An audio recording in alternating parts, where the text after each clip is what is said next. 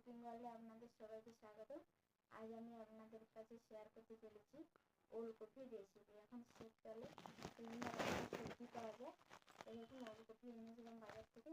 ওলকপিটা recipe বানিয়ে দেখাবো। ভিডিওটি প্রথম থেকে শেষ পর্যন্ত দেখতে থাকুন। এবং কি সুন্দর নরম একদম ওলকপিটা। আমি ওলকপিটাকে কেটে নেব। ওলকপিটাকে কেটে নেব একদম নরম ওলকপিটা। এইভাবে পাতলা করে খোসাটাকে ছাড়িয়ে নিয়েছি।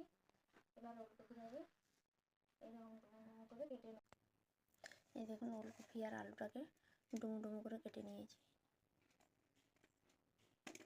এখন ভালো করে ধুয়ে নেব। দেখুন ওলকপি আলুটাকে ধুয়ে নিয়ে চলে এসেছি। এইদিকে কড়াই বসিয়ে দিয়েছি, জল দিয়ে দেবো একটু। ওলকপি আর আলুটাকে ভাপিয়ে নেব। এবার ওলকপিটাকে দিয়ে দেবো। ওলকপি আর আলুটাকে একটু ভাপিয়ে নেব লবণ আর হলুদ দিয়ে। লবণ হলুদ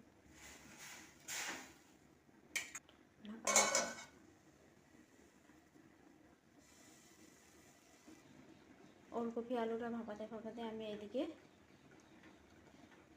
মশলাটা রেডি করে নেব। এইখানে আমার মশলাটা রেডি হয়ে গেছে। এবার বেটে নেব। রসুন, আদা, অল্প একটু টমেটো কুচি আর পেঁয়াজ অল্প বেটে নেব।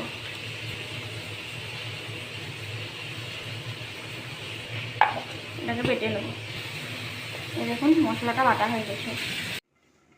এটা দেখে নিচ্ছি সেদ্ধ হলো নাকি। এই দেখুন একদম সুন্দর সেদ্ধ হয়ে গেছে, নামিয়ে নেব। তেল দিয়ে দেবো। কড়াইতে তেল দেওয়া হয়ে গেছে। আজকে দেখুন চিংড়ি মাছ দিয়ে বানিয়ে দেখাচ্ছি। চিংড়ি মাছটাকে ভেজে নেব। চিংড়ি মাছটা ভাজা হয়ে গেছে, উঠিয়ে নেব। এরপরে কড়াইতে আবার একটু তেল দিয়ে দেবো। তেলটা গরম হয়ে গেছে। এবার এই সেদ্ধ করে রাখা, হালকা সেদ্ধ করে রাখা ওলকপি আর আলুটাকে ভেজে নেব। দেখুন ওলকপি আলুটা ভাজা হয়ে গেছে, তুলে নেবো। এবার ওলকপি আলুটাকে তুলে নিয়েছি। এদিকে দেখুন কড়াই তেলও দিয়ে দিয়েছি। দিয়ে দেবো কালার হওয়ার জন্য। দেখুন তেলটার কালার উঠে গেছে। এবার দিয়ে দেবো কাঁচা লঙ্কা আর কুচনো পেঁয়াজ। পেঁয়াজটাকে ভালো করে ভেজে নেব। পেঁয়াজটা ভাজার সময় একবারে পরিমাণ মতো লবণ দিয়ে দেবো। লবণটা দিয়ে একটু ভালো করে ভেজে নেব। দেখুন পেঁয়াজটা ভাজা ভাজা হয়ে গেছে। এবার বেটে রাখা মশলাটা দিয়ে দেবো।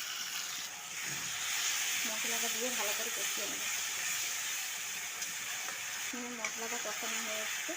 এবার আর অন্যান্য মশলাগুলো দিয়ে দেবো। হলুদ গুঁড়ো, কালারটা হওয়ার জন্য একটু কাশ্মীরি লঙ্কার গুঁড়ো, ধনিয়া গুঁড়ো, জিরে গুঁড়ো। এবার সব মশলাটাকে ভালো করে কষিয়ে নেব। দেখুন মশলাটা আমার কষানো হয়ে গেছে। দেখুন মশলাটা কষানো হয়ে গেছে। এইবার ভেজে রাখা ওলকপি আলুটাকে দিয়ে দেবো।